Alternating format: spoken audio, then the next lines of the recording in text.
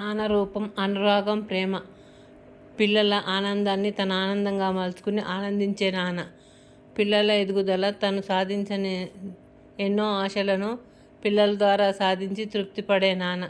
పిల్లలకు మంచి భవిష్యత్తు ఇచ్చి తన మొదటి స్థితిలోనే మిగిలిపోయే నాన్న. చివరికి తన భార్య బతకడానికి మాత్రమే కొద్దో గొప్ప ఉంచుకుని జీవితం గడిపే నాన్న. పిల్లల్ని నాన్న ఎంతో జాగ్రత్తగా చూసుకుంటే, అదే పిల్లలు వాళ్ళలో మానవత్వం ఉంటే, అమ్మ నాన్న బాధ్యత కూడా మాదే అనుకుంటే వాళ్ళతోనే ఉంచుకొని జాగ్రత్తగా చూసుకునేవారు జాగ్రత్తగానే చూసుకుంటారు.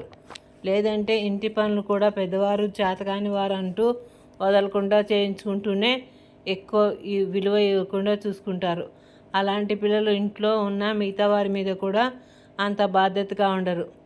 ఏదో ఉన్నదాంతో జీవితం సాగిపోతుంది అనుకుంటారు.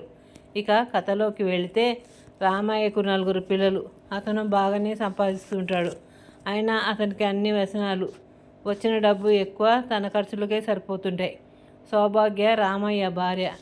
ఆమె మంచి ఇల్లాలు, సౌమ్యురాలు. అతను తెచ్చిన కొద్ది డబ్బులతోనే పిల్లల ఆలన పాలన చూస్తుంటుంది. రామయ్య అన్ని అలవాట్లు ఉన్నా ఒక్కోసారి తన అలవాట్లకు దూరంగా ఉన్నాడంటే, ఇంటిలో కావాల్సిన బియ్యం, 2-3 బస్తాలు కందిపప్పు, మిగతా సరుకులు తెచ్చి పెడతాడు. అతని గుణం కొన్ని రోజులు నిలకడగా ఉంది అనేలోగానే ఏదో చెడు అలవాటుకు దగ్గరై ఇక ఇంటి గురించి, ఇంటికి కావాల్సిన అవసరాలు పట్టించుకోడు. అయినా పిల్లల దగ్గర వాళ్ళ నాన్న రామయ్య గురించి తక్కువ మాట్లాడకుండా, పిల్లలకు తక్కువ కాకుండా అన్నీ అమర్చేది సౌభాగ్య. చరణ్ ఎక్కువ అమ్మతో చనువుగా ఉంటూ చేదోడు వాదోడుగా ఉండేవాడు. ఒకసారి వాళ్ళ అమ్మ నాగులకట్ట దగ్గర పూజ చేస్తూ ఉంటే, పక్కింటి ఆంటీ సరోజ, సౌభాగ్య ఇన్ని పూజలు చేస్తున్నావు, నీ భర్త ఏ మార్పు వచ్చినట్టు లేదేంటే అంది.